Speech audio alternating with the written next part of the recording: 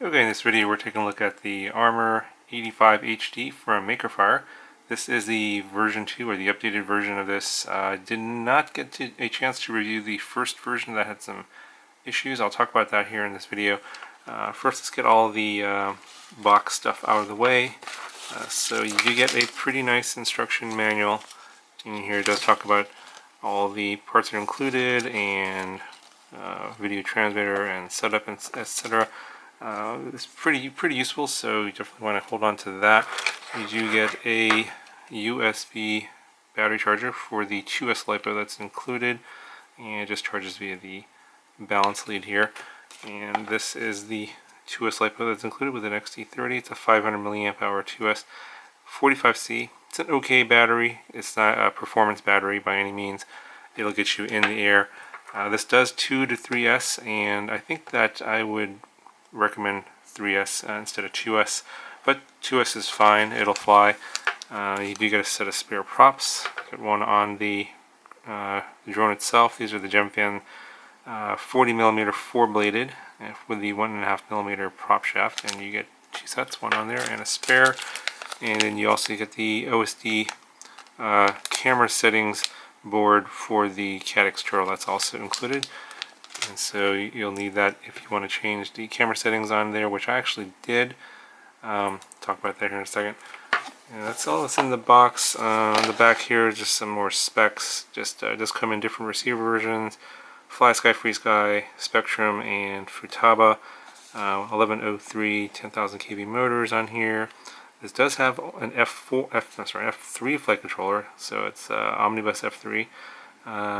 Yes, that's kind of a downside compared to some of the other ones out there. So if you want an F4, this one doesn't have that.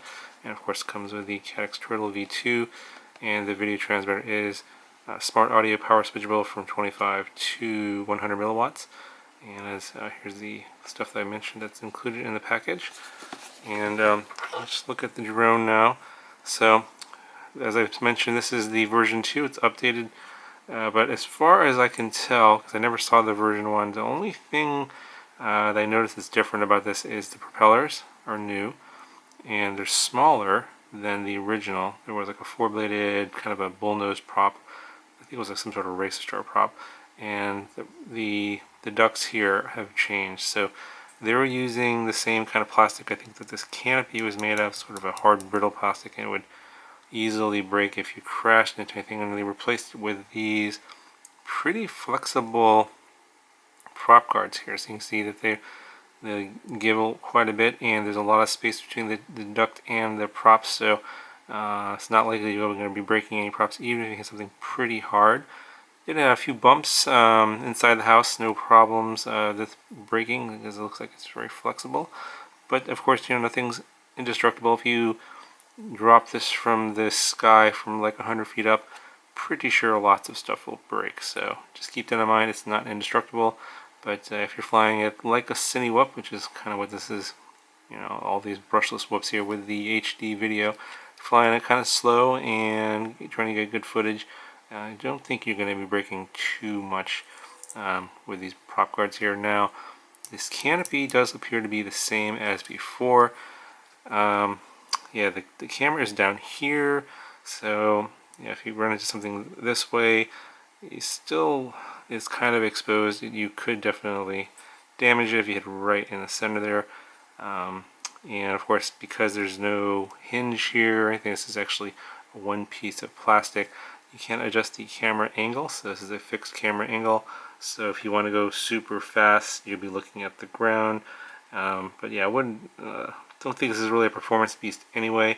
It is kind of on the heavy side. I'll show you, compare the weight of this to another one that I reviewed earlier. Possible the battery tray may have changed, like they may have had a piece of plastic down here, but that is not there now. We have a battery strap, and you just basically fish the battery through like this. And getting the battery in here is kind of a hassle. And yeah, it just straps in like this, and then you have the strap over like that. It will slide, so in a crash, it's probably, in a really hard crash, it's probably going to get ejected. But in a mild crash, it should be okay because you can see it just slides here. This is the only thing that's holding it in place. As you can see there, the turtle board is kind of, you can kind of see it there, so you may want to put a piece of foam here in case the battery squeezes through that tight space. Not likely, but yeah, it could damage the turtle there, and just in case you may want to try to protect that with a little piece of foam in that little space there where the cutout is in the carbon frame. So that's how the battery goes in, and this one does only come with one. You can get more of these from the Makerfire site. Put links to all the stuff down in the description, as well as some alternative batteries. I think it would be worth trying. I think probably going to a 3S would be your best bet. I'm thinking like the 520 G&B 3S that I've flown a lot of these Cinewhoops with before. I'll put that down in the description as well. That one's going to give you a little bit better performance, but still this is not going to be a rocket ship. It is kind of on the heavy side. Let's first finish off the rest of the parts here. So the motor here is Makerfire branded 1103 10,000 kV 1.5mm motor shaft, and it's a standard 4-hole mount there, 9mm mount pattern, so nothing special there. The motors are direct soldered onto the 4-in-1 ESC board, where you can see right there. That's on the top board, and then the second board below that is the Omnibus F3 flight controller with the USB port there, and then the one on the bottom is the Caddx turtle. You can see the micro SD card slot right there as well. And then this is the little dongle for the OSD camera settings joystick controller board, and then you can see right behind that wire there is the microphone for the Caddx turtle for recording audio. It's very tightly, very tight compact build there, and this whole stack here is a 20x20 stack, so it's not a 16x16, it is a 20x20. The video transmitter is kind of interesting, so it's like right here, tiny little board, and that's where the little antenna comes out over here, the little whip antenna. Yeah, I wouldn't really fly this too far away. The video does get, the range isn't so great on this, especially with only sticking out so far. And at least with this receiver that they're including here on the FreeSky version, this is the XM receiver. And one single antenna here is sticking out right here. No RSSI firmware on this receiver, so there's no RSSI available on the OSD, so you'll have to flash that if you want to get that on your OSD. The bind button is accessible through this little slot here between the canopy and the duct there, so if you can get a little screwdriver in there, you can get the bind button that way, and it's just zip tied to the frame there on this side, and I think the video transmitter is zip tied over on this side, so it's kind of interesting. A couple LEDs in the back here, and you get a little standoff. Yeah, so like with the receiver like this, I didn't have any fail-safes at the park that I was usually flying at. I wasn't really, because of this, I wasn't really going to fly far away anyway, but I'm thinking I would not take this more than, say, 150 meters away at the most. You might have a fail-safe if you go too far away with this one, at least in the way it comes out of the box like this, and I didn't make any modifications at all. Speaking of which, the firmware on here is Betaflight 3.5.6, and it just comes with a standard set of PIDs, so it's just the default PIDs that comes flashed with 356. They didn't actually do any tuning, and I think they could use a little bit of tuning. It felt a little bit on the loose side, but I flew it exactly the way it came out of the box. It is flyable. It's not terrible on the default PIDs. I mean, it seems like it's a pretty solid build. So yeah, it is okay in terms of flyability, but personally for me, I would have liked to have seen a little bit of a tune on this one from those guys at Makerfire, but apparently they felt it flew good enough on the default PIDs. Okay, so now I'm going to talk about the weight issue here. This is one of the heavier brushless Cinewhoops that I've reviewed. I'm not sure if it's a good thing. That's probably most of you guys will probably not like that, because it does make it a little bit difficult to fly. So let me show you how much this weighs. About 70.5 grams, and then just for comparison, I'll show you the Scorpion HD that I reviewed not too long ago. This one's coming in at 54, about a little over 54 grams. So yeah, it's a pretty huge difference there. So it's almost, it's about a 15 gram difference. Yeah, but the weight isn't really the thing that I judge these Cinewhoops on. It's more on what the video quality looks like, because this is all about the HD footage. I'm not using these to do acro maneuvers or any kind of tricks. It's more about how good the footage is, and the footage on here is okay. It's pretty good. Not a lot of jello. Definitely less jello than that was on the Scorpion HD on this one here, and I think it has to do with the frame construction. You have a pretty heavy carbon frame here, and this canopy here is really solid. So yeah, not a lot of vibrations are getting through to this from the frame through this little canopy here into the camera. All this here is very nice and solid. So you can see the video footage is pretty clean compared to this guy here, the Scorpion 80 HD. And I think it has to do with mostly being plastic and a lot of vibrations getting in through from the motors into this particular camera.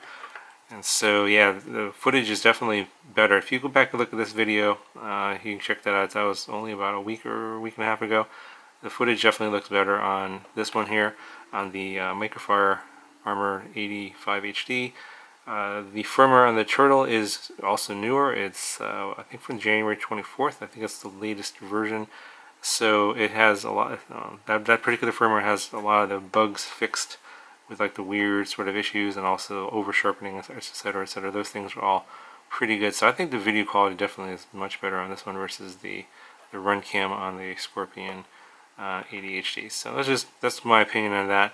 I think that maybe some of the vibration issues here may be due to the props. So you can see I switched these out from the 4-bladed to the 3-bladed, and I might be doing a retune on this one if I get some time and revisit this one, because I do like the fact that it is lighter, but maybe the fact that it's lighter is contributing to the jello issue on this one versus this one being heavier and having quite a bit less jello compared to some of the other ones out there. It seems like the heavier ones seem to have less jello than the lighter ones. I think that's at least of the ones that I've been testing, that seems to be the trend. Yeah, so overall, this is a pretty different design with the camera kind of slung in the front and below the prop line. In terms of performance, obviously this is kind of sluggish. It's going to be slow. It's going to feel kind of heavy. You're going to have to manage your throttle on this one. And I definitely would recommend the 3S520 battery that's down in the description. Go ahead and check that out. You're going to feel like it's going to fly much better on that battery versus the included 500 2S here. So that's my recommendation. There's nothing inherently wrong with this battery. It's just that it's a generic average battery. It'll get you in the air. It'll work. You get a pretty decent flight time on the 500. I think it was around 3.5, almost 4 minutes, and you get over 5 minutes on the 520 3S from GNB. So definitely check that one out. And then that one also just slides into here with the battery strap. It's about the same dimensions. It's a little bit wider. You just have to just adjust the strap here. Yeah, but anyway, go ahead and check it out. This is down in the link will be down in the description. And, like I said, it's not a performance beast, and I wouldn't recommend flying this recklessly or anywhere you feel like you're going to possibly damage it, especially if you crash into something like a brick wall with this canopy in the front here. This thing I think will break. I think these ducts are better than before. I don't think these will break. This will just bend. But if you have something really hard, something nice and solid, a concrete wall, something like that, fairly decent speed, I have a feeling this section here is going to break, and or you're going to damage the camera. So just be aware of that. If you're just flying indoors, like a warehouse, smaller spaces, reasonable speed, I think that I should be able to survive most of those type of crashes. Anyway, guys, I rambled on long enough about this. Yeah, I'll leave you with more flight footage of this, and I will talk to you guys in the next one.